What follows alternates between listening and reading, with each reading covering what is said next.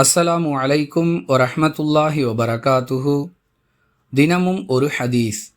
ரசூலுல்லாஹி ஸல்லல்லாஹு அலைஹி வஸல்லம் அவர்கள் தங்கள் மேலாடையால் என்னை மறைத்திருக்க, நான் எனது அறையின் வாசலில் நின்றபடி பள்ளிவாசலில் நடைபெறக்கூடிய அபிசீனியர்களுடைய வீர விளையாட்டுகளை பார்த்து கொண்டிருந்தேன் என ஆயிஷா ரதியல்லாஹு அன்ஹா அவர்கள் அறிவிக்கிறார்கள். நூல் புகாரி, ஹதீஸ் எண் 454.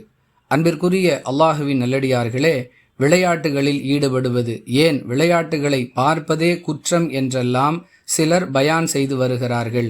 இவர்களுடைய இந்த கருத்திற்கும் இஸ்லாத்திற்கும் எந்த சம்பந்தமும் இல்லை என்பதற்கு இந்த ஹதீஸ் ஆதாரமாக அமைந்திருக்கிறது.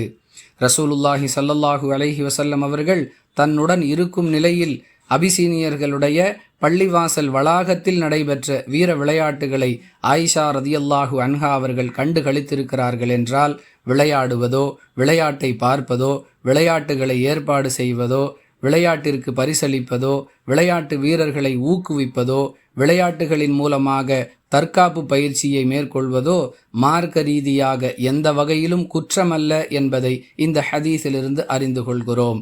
நிபந்தனை என்னவென்றால், அந்த விளையாட்டில் மார்க்கத்திற்கு முரணான எந்த அம்சமும் இல்லாமல் கவனித்து கொள்ள வேண்டும்.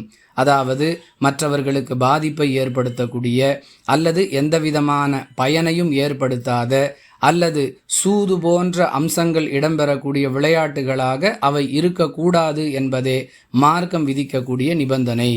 புரிந்து நடந்து கொள்வோம். வாஹிர் தஅவானா அனில் ஹம்துலில்லாஹி ரபில் ஆலமீன். அஸ்ஸலாமு அலைக்கும் வரஹ்மத்துல்லாஹி வபரகாத்துஹு.